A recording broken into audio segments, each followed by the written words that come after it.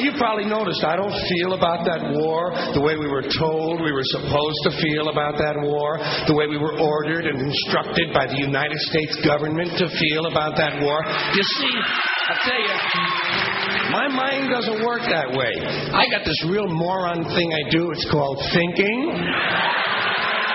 And I'm not a very good American because I like to form my own opinions. I don't just roll over when I'm told to. Sad to say, most Americans just roll over on command. Not me. I have certain rules I live by. My first rule, I don't believe anything the government tells me. Nothing. Zero. Nope.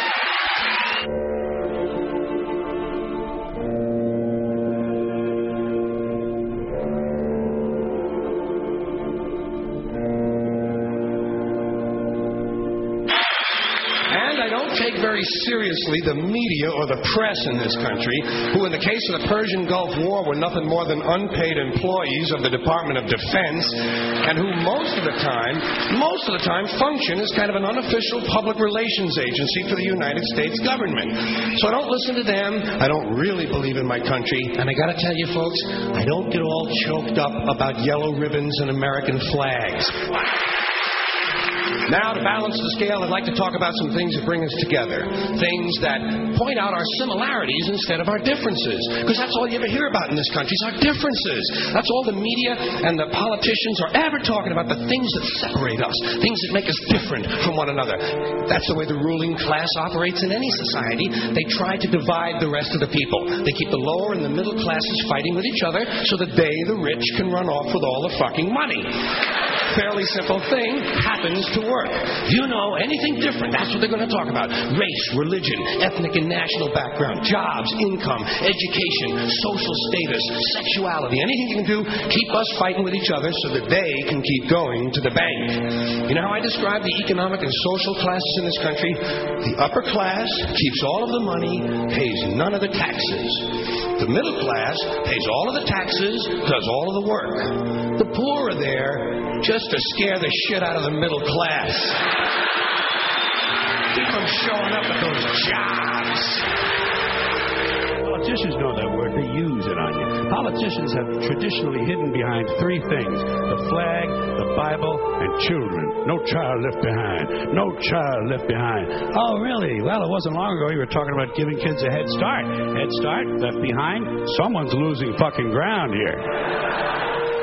But there's a reason. There's a reason. There's a reason for this.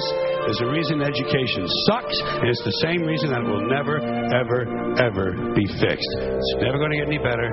Don't look for it. Be happy with what you got. Because the owners of this country don't want that. I'm talking about the real owners now. The big, the wealthy, the real owners, the big wealthy business interests that control things and make all the important decisions. Forget the politicians. They're irrelevant. The politicians are put there to give you the idea that you have freedom of choice. You don't. You have no choice. You have owners.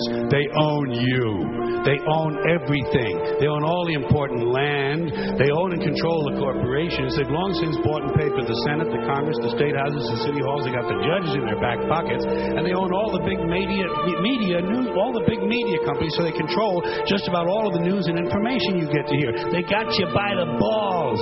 They spend billions of dollars every year lobbying to get what they want. Well, we know what they want. They want more for themselves and less for everybody else. But I'll tell you what they don't want. They don't want a population of citizens capable of critical thinking. They don't want well-informed, well-educated people capable of critical thinking. They're not interested in that. That doesn't help them. That's against their interest. That's right. You know something? They don't want people who are smart enough to sit around the kitchen table to figure out how badly they're getting fucked by a system that threw them overboard 30 fucking years ago. They don't want that. You know what they want? They want obedient workers. Obedient workers. People who are just smart enough to run the machines and do the paperwork and just dumb enough to passively accept all these increasingly shittier jobs with the lower pay, the longer hours, the reduced benefits, the end of overtime, and the vanishing pension that disappears the minute you go to collect it. And now they're coming for your Social Security money.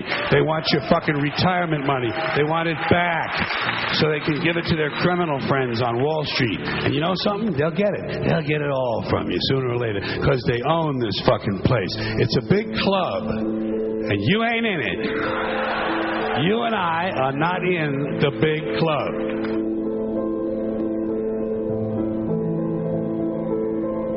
The greatest form of control is where you think you're free when you're being fundamentally manipulated and dictated to.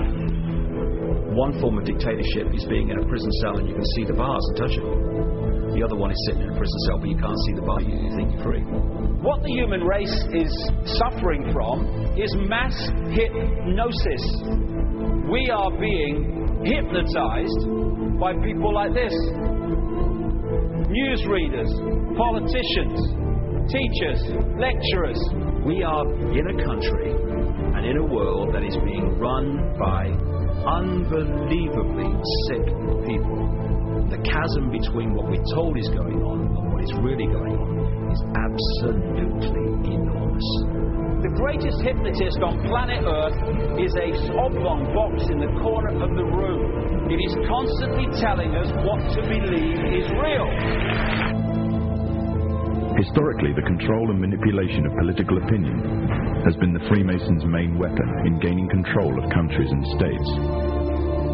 Once in control of the rulers and politicians of a country, laws and political structures could be changed in accordance with their agenda. However, since restricting the body does not necessarily mean restricting the mind, the Freemason recognizes that their plan for a global government hinges completely on subduing the masses to their agenda, and thus eliminating opposition to their cause.